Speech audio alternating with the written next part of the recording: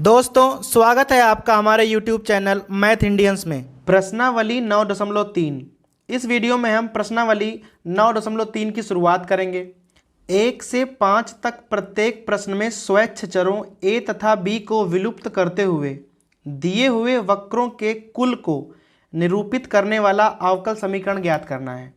अभी हमें यहाँ निकालना है वक्रों के कुल को निरूपित करने वाला अवकल समीकरण। अब सबसे पहले हम जानेंगे कि वक्रों के कुल का अवकल समीकरण निकालते कैसे हैं। जैसे हम मान लीजिए कोई एक वक्र लिख रहे हैं x square plus y square equal to a square. अब यह एक वृत्त है जिसका केंद्र कहाँ पर है, 0,0 होगा और त्रिज्या क्या है, त्रिज्या इसकी ए है। अब अगर हम इसी प्रकार कुछ और लिख दें जैसे x square plus y square equal to 1। अब इसका भी केंद्र 0,0 है परंतु इसकी त्रिज्या 1 है। इसी प्रकार अगर हम लिख दें x square plus y square equal to 4 स्क्वायर। अब यहाँ पर भी केंद्र 0,0 ही है लेकिन इसकी त्रिज्या 4 है। अर्थात तीनों ही समीकरण एकदम एक ही प्रकार के हैं, तीनों के केंद्र सेम हैं। बस है क्या, a का मान बदल जा रहा है। त्रिज्या यहाँ पर a है, यहाँ 1 है और यहाँ 4 है। अगर हम कोई समीकरण इस प्रकार से बना दें जिसका मान a पर डिपेंड ना करता हो तो वह ऐसे वृत्तों के कुल का अवकल समीकरण कहा जाएगा जिसका केंद्र 0,0 है और वहाँ त्रिज्या से कोई फर्क पड़ेगा नहीं। अब कैसे करेंगे, सबसे पहले इसका हम अवकलन कर लेंगे। अब यहाँ है एक्स स्क्वायर तो हो जाएगा 2x, वाई स्क्वायर तो 2y dy अपॉन dx और यहाँ हो जाएगा 0। अब यहाँ से आप dy अपॉन dx का मान ज्ञात कर सकते हैं। सो आ जाएगा -x अपॉन y। अब यह जो अवकल समीकरण है इसमें कहीं पर भी a नहीं है अर्थात यह a से स्वतंत्र है। अब यह हर एक उस वृत्त का अवकल समीकरण माना जाएगा जिसका केंद्र 0,0 होगा। अर्थात हमें करना क्या है, हमें सबसे पहले चेक करना है कि उस वक्र में कितने स्वैच्छ अचर हैं। अब यहाँ 1 था तो हमने क्या किया, एक बार अवकलन किया और उस स्वैच्छ अचर को हमें एक बार में ही गायब करना है और जैसे ही वह गायब हो जाएगा समझो आपका अवकल समीकरण प्राप्त हो गया। अगर हम कोई रेखा लिख लें जैसे लिखा हो y बराबर mx प्लस c।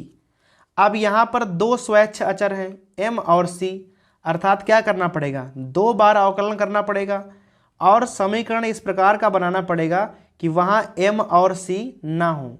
जैसे dy upon dx equal to यहाँ पे क्या हो जाएगा m। अब हमने एक बार किया लेकिन यहाँ m है अर्थात इस समीकरण का मान m पर डिपेंड करेगा। तो अभी हम क्या करेंगे, इसका दोबारा कर देंगे, d square y upon d x square equal to कितना हो जाएगा 0। अब यह वाला जो अवकल समीकरण है इसका मान ना तो m पर डिपेंड कर रहा है और ना ही c पर, तो समझो यह इस प्रकार की रेखाओं के कुल का अवकल समीकरण माना जाएगा। बस हमें यह ध्यान रखना है कि जितने स्वैच्छ अचर हैं हम केवल उतनी बार ही अवकलन कर सकते हैं और लास्ट में अवकल समीकरण में कोई भी स्वैच्छ अचर नहीं होना चाहिए। प्रश्नावली 9.3।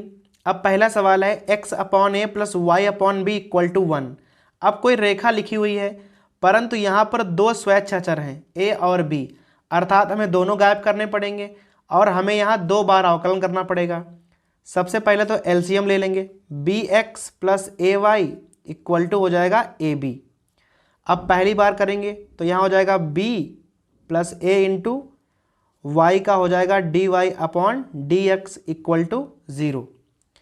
अब यहाँ से dy अपॉन dx का मान निकालेंगे सो हो जाएगा -b अपॉन a। अब इसका दोबारा करेंगे तो यहाँ हो जाएगा d square y upon d x square. अब यह दोनों ही अचर हैं तो इसका शून्य हो जाएगा और समीकरण आ जाएगा d square y upon d x square equal to 0। अभी दूसरा है y square equal to a into b square minus x square. सबसे पहले यहाँ क्या करेंगे, गुणा कर लेंगे, वाई स्क्वायर इक्वल टू हो जाएगा ए बी स्क्वायर और माइनस ए एक्स स्क्वायर। अब यहाँ पर भी दो स्वैच्छ अचर हैं अर्थात हमें यहाँ पर 2 बार अवकलन कर सकते हैं। पहली बार करेंगे तो आ जाएगा 2y और फिर y का हो जाएगा dy अपॉन dx। अब इसका तो 0 हो जाएगा। अब यहाँ आ जाएगा -2ax, 2 और 2 चाहो तो काट दो। सो आ जाएगा y into d y upon d x equal to -ax। अब इसे आप समीकरण नंबर 1 डाल लीजिए। अब इसका हम दोबारा करेंगे। सो y इंटू, अब d y upon d x का क्या हो जाएगा, d square y upon d x square plus, अब d y upon d x बाहर और y का क्या हो जाएगा, d y upon d x equal to, अब यहाँ लिखा है -ax, इसका हो जाएगा -a। इसे थोड़ा हल कर लेंगे, y into d square y upon d x square और plus d y upon d x, यहाँ हो जाएगा होल स्क्वायर और इक्वल टू, अब यहाँ लिखा है -a। अब क्या करेंगे, हम समीकरण नंबर 1 से -a का मान निकालेंगे। x आप इधर ले जाइए तो यहाँ पर क्या हो जाएगा, y upon x into d y upon d x, a का मान हो गया। आप सब कुछ एक तरफ ले आओ और यहाँ x से गुणा कर दो। सो यहाँ हो जाएगा x y into d square y upon d x square plus x into d y upon d x का होल स्क्वायर और minus y into d y upon d x equal to 0। अब तीसरा सवाल है y बराबर a ई की power 3x plus b e की power -2x। अब यहाँ पर भी दो स्वैच्छाचर हैं, अर्थात हमें 2 बार अवकलन करना पड़ेगा। तो पहली बार करेंगे, सो यहाँ आ जाएगा d y upon d x equal to 3 बाहर आ जाएंगे, सो 3a 3x और यहाँ -2, सो -2b और पावर में -2x रहेंगे। अब पहली बार हो गया, समीकरण नंबर 1 डाल लेंगे। अब यहाँ हम दोबारा करेंगे, सो आ जाएगा d square y upon d x square equal to, इस बार फिर 3 बाहर निकल आएंगे, सो आ जाएगा 9a ई की पावर 3x और पुनः -2 आएंगे तो यहाँ 4b हो जाएगा प्लस का और पावर में तो -2x ही रहेंगे और यहाँ समीकरण नंबर 2 डाल दीजिए। अब देखिए यहाँ पर 2 बार अवकलन हो गया है लेकिन a और b अभी भी हैं, तो हम क्या करेंगे, इस समीकरण और इस समीकरण को आपस में हल करके हम यहाँ से a और b गायब कर देंगे। अब सबसे पहले यह वाला लिखेंगे, यहाँ लिखेंगे d y upon d x equal to 3a e की पावर 3x -2b ई की पावर -2x। अब इसे लिखेंगे परंतु 3 से गुणा करके लिखेंगे, सो यहाँ हो जाएगा 3y इक्वल टू, यहाँ हो जाएगा 3a ई पावर 3x प्लस 3b ई की पावर -2x। अब यहाँ हम घटा लेंगे, सो यहाँ माइनस माइनस और माइनस, यह वाला कैंसिल हो जाएगा। अब यहाँ हो जाएगा d y upon d x -3y, अब यहाँ दोनों जुड़ जाएंगे, सो आ जाएगा -5b ई की पावर -2x। अब -5 को आप इधर ले आइए, सो आ जाएगा b ई की power -2x equal to -1 upon 5 d y upon d x -3y। अब इसी प्रकार से हमें a ई की पावर 3x का मान निकालना होगा। सो हम क्या करेंगे, d y upon d x को दोबारा लिखेंगे 3a ई की पावर 3x और -2b ई की पावर -2x। अब यहाँ दोबारा से पहला समीकरण लिखेंगे परंतु इस बार 2 से गुणा करके लिखेंगे, सो 2y इक्वल टू 2a ई की पावर 3x प्लस 2b ई की पावर -2x और इस बार जोड़ेंगे तो यह वाला कैंसिल हो जाएगा। अब यहाँ हो जाएगा d y upon d x plus 2y, अब यहाँ जोड़ कितना हो जाएगा 5, तो इधर जाएगा हो जाएगा 1/5 और यहाँ आ जाएगा a ई की पावर 3x। अब यह b ई वाला मान और यहाँ a ई वाला मान, दोनों ही मान हमें रखने हैं समीकरण नंबर 2 में। अब समीकरण नंबर 2 लिख लेंगे, d square y upon d x square equal to, वहाँ पर था 9 इंटू ए ई की पावर 3x। अब मान रखो तो बटा 5 हो जाएगा। यहाँ हो जाएगा dy upon d x plus 2y, फिर लिखा है प्लस 4 और बी की पावर माइनस 2x, तो यहाँ हो जाएगा 5 और माइनस आ जाएगा, और मान था dy अपॉन डी एक्स और माइनस 3y। अब यहाँ पर a और b गायब हो गए हैं, बस हमें केवल हल करना है। So d square y upon d x square equal to, अब यहाँ हो जाएगा 9 upon 5 d y upon d x और minus 4 upon 5 d y upon d x. So d y upon d x को आप कॉमन ले लो और यहाँ लिखो 9 अपॉन 5 और माइनस 4 अपॉन 5। ऐसे ही यहाँ 18 वाई कॉमन लीजिए, तो यहाँ हो जाएगा 9 दूनी 18/5 और यहाँ हो जाएगा 12/5। अब ये हो गया d square y upon d x square. अब यहाँ बचेगा 5/5 अर्थात 1, सो हो जाएगा d y upon d x और यहाँ हो जाएगा 30/5 अर्थात 6y। अब चौथा है y बराबर e की पावर 2x इंटू ए प्लस बी एक्स। अब जहाँ पर भी e की पावर 2x गुणा में हो उसे आप इधर लिख लीजिए इस प्रकार से, e की power minus 2x into y equal to a plus b x. अब यहाँ पर करेंगे हम अवकलन और हमें 2 बार करना होगा क्योंकि 2 यहाँ पर स्वैच्छाचर हैं। तो पहली बार करेंगे e की पावर माइनस 2x और y का dy अपॉन डी एक्स, फिर y बाहर तो e की पावर माइनस 2x में माइनस 2 बाहर निकल आएंगे, तो इस प्रकार से हो जाएगा इक्वल टू यहाँ a का 0 और bx का b बचेगा। अब इधर हमें दोबारा करना है, सो e की पावर माइनस 2x बाहर और dy अपॉन डी एक्स का क्या होगा d square y upon d x square, पुनः dy अपॉन डी एक्स बाहर और इसका हो जाएगा -2 e की पावर माइनस 2x।